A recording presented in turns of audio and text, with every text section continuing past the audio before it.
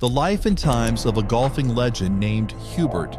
Hubert was a two-time major golf championship winner from Alabama.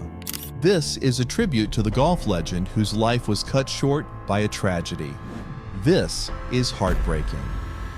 We dug into the pages of the PGA Tour, fine golf books, and Golf Digest to get the complete story of his golf legacy. Let us together stroll down memory lane for this one.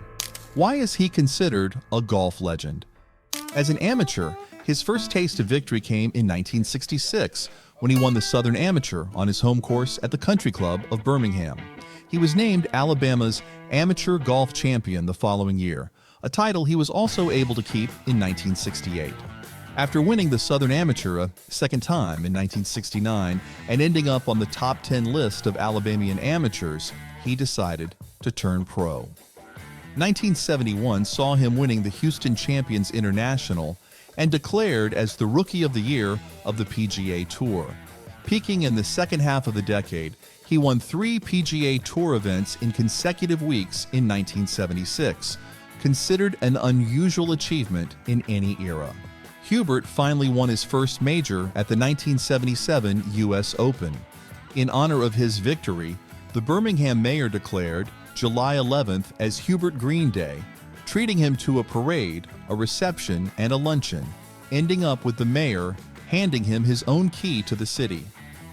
The Country Club of Birmingham gifted him with a crystal decanter set during a black-tie dinner celebration.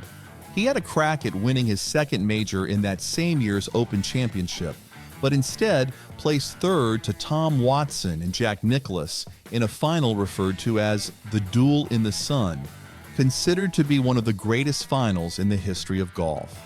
As far as the Masters event is concerned, Hubert finished in the top 10, 6 out of 7 times from 1974 to 1980.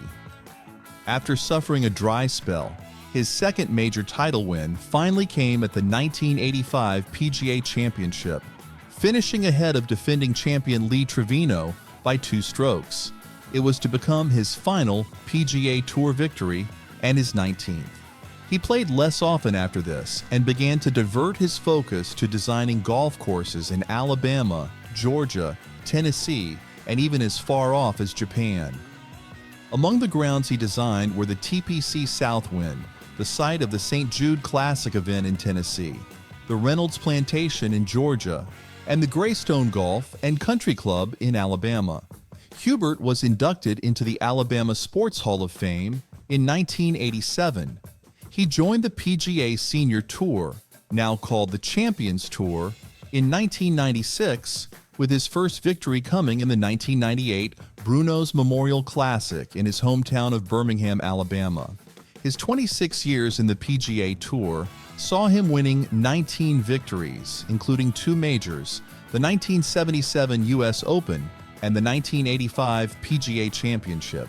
He finished in the top 25 in 1/3 of the PGA Tour events he competed in.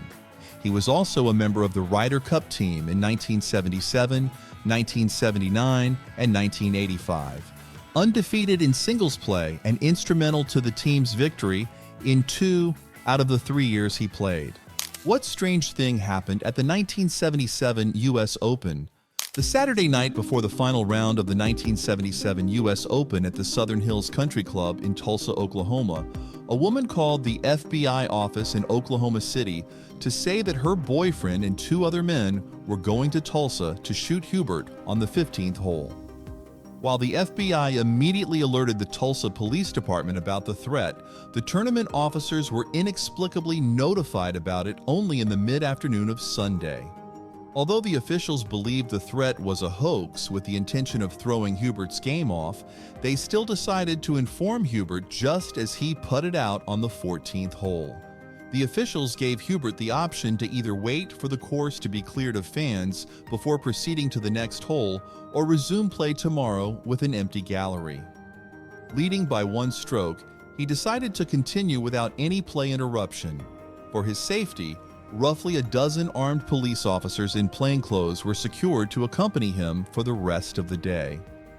In an interview with Golf Digest in 2007, Hubert admitted that he was a little nervous playing the 15th hole, as it was where he was supposed to be taken out. While standing over the putt, he suddenly felt a sensation that he was going to be shot at any moment.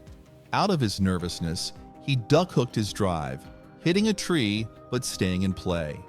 He felt relieved when he didn't hear any gunshot.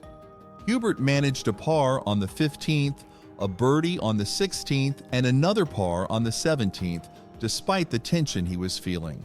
After hitting a short putt for a bogey, he won over Lou Graham by 1 stroke. To ensure his protection, the police officers quickly swarmed around him as he left the course. He later received a second death threat at another tournament the following year. A note was left attached to his locker, presumably from the same people, saying sorry they missed him on the 15th hole at Tulsa last year, but they are sure not to miss this time around. Hubert never found out who made the threats. It was rumored to be the aftermath of a dispute he had with a local golf course member during the American Express International Tournament that year. After this incident, Hubert has become known as the golfer who won the U.S. Open under a threat. It was his mental fortitude that enabled him to win his first major championship despite being under duress. What was the tragedy that befell him in 2003? During a routine cleaning, his dentist noticed a weird swelling on the back of his tongue. A medical specialist evaluated his condition and diagnosed him with stage 4 throat cancer. His cancer went into remission after a regimen of radiation and chemotherapy treatments in the summer of 2003. From then on, he fought a courageous and inspiring battle to overcome the dreadful disease. Still, he continued to play on the senior tour until 2009, not without effort in maintaining his strength amidst swallowing difficulty and diabetes complications. In 2004, he received the American Cancer Life Inspiration Award and the Champion's Comeback Player of the Year Award, an award he previously won in 2002. Hubert was honored with the Ben Hogan Award during the 2005 Masters for remaining active in the sport despite his illness. He was inducted into the Southern Amateur Hall of Fame in 2006 and the World Golf Hall of Fame in 2007.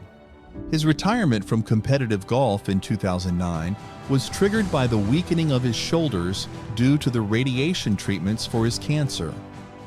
At the age of 71, Hubert died on June 19, 2018, from complications due to his throat cancer, but remains to be Alabama's most outstanding amateur and professional golfer of all time. He will always be remembered not only for his accomplishments, but also for his sportsmanship and dedication to the game. Hubert just showed us how an illness need not define one's life, and that we can go on living a meaningful life despite odds if we put our minds and hearts to it. Meanwhile, why not put your heart and mind to rest in our care by becoming a regular subscriber to our channel?